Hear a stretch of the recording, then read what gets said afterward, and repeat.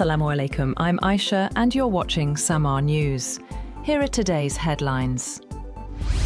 Iranian state media says Tehran and Washington have established a direct communication line over the Strait of Hormuz to help prevent incidents that could escalate into military confrontation. According to the report, the mechanism is part of the implementation of Article 5 of the Islamabad Memorandum of Understanding and is intended to improve coordination as both sides continue discussions over navigation arrangements in the strategic waterway. The development comes amid ongoing efforts to reduce regional tensions and safeguard commercial shipping through the Strait of Hormuz.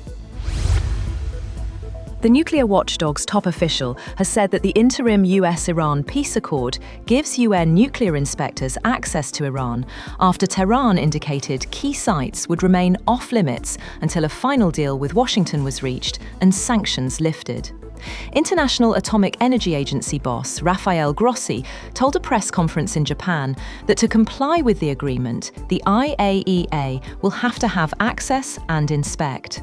He said UN inspectors have already held an initial exchange with Iranian officials to discuss technical issues. He added that the first goal of any visit to Iran would be to check whether IAEA seals on previously inspected material remained intact and whether any material was missing. Iran has made it clear that it has no plans to allow UN nuclear watchdog Chief Rafael Grossi to inspect nuclear facilities damaged during the war. Deputy Foreign Minister Kazem Garibabadi said that any decision on inspections will only be discussed in a final agreement and after sanctions are lifted. Tehran has reasserted its right to control shipping in the Strait of Hormuz and warned Gulf states against siding with the US. Iran was responding to what it called an interventionist, irresponsible and provocative joint statement by the United States and 6 Gulf states that rejected Iran's insistence that it could charge tolls on vessels transiting the strait. Iran's Deputy Foreign Minister Kazem Garibabadi said on X that safe passage through the Strait of Hormuz cannot be guaranteed under ambiguous arrangements, parallel routes, or decision-making that does not take Iran's role as a coastal state into account. The United Kingdom Maritime Trade Operations Centre said it had received a report of an incident north of Oman near the Strait of Hormuz. According to British broadcasting reports, a cargo vessel was struck on its starboard side by an unidentified projectile, causing damage to the ship's bridge. The vessel's master said no injuries were reported in the incident. The organisation said authorities were investigating the matter and advised vessels in the area to exercise caution and report any suspicious activity.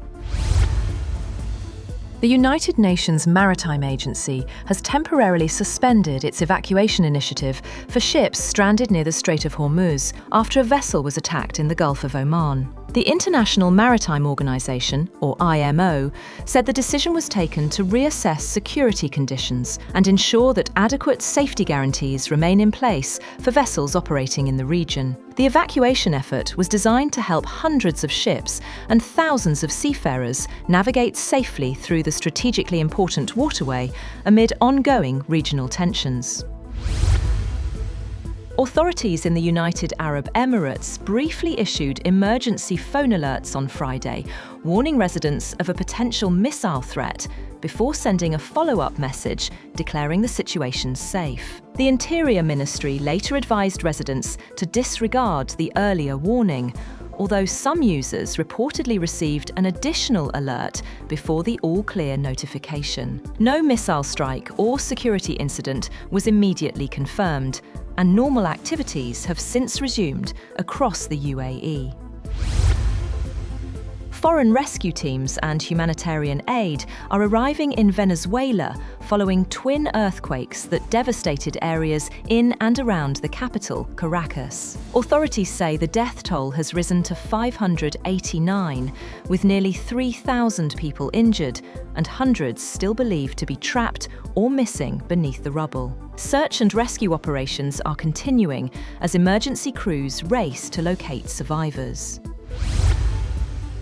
The temperature in Britain and Switzerland have hit record highs for June, as large parts of Western Europe were in the grip of a deadly early summer heatwave that has killed dozens, disrupted power supplies, and shut schools and cultural landmarks. French and British authorities warned people to adapt their daily routines to avoid overheating as hospitals struggled to deal with patients suffering from the heatwave. Temperatures reached 36.7 degrees Celsius in southwest England, provisionally making it the hottest June day recorded in Britain, surpassing a record set just a day earlier, the Met Office said. Australia's Prime Minister has said that he was keen to make sure the country's social media ban for children was as strong as possible, as a new study found that the 6-month-old measure had little impact on teen use. The government plans to stress test the law, which bans platforms like Meta's Instagram and Google's YouTube from giving under-16s accounts. Prime Minister Anthony Albanese told the Australian Broadcasting Corporation that he wants the law to withstand any legal challenges which are made. A small aircraft has reportedly crashed into Beijing's tallest building, the CITIC Tower. According to eyewitnesses, the impact damaged glass panels on one of the upper floors of the 108-story skyscraper, while police sealed off surrounding roads and restricted public access to the area. Chinese authorities have not yet issued an official statement on the incident, and there are no immediate reports of casualties. That's all for now. For more updates, visit www.samaa.tv. Thank you for watching Samaa News.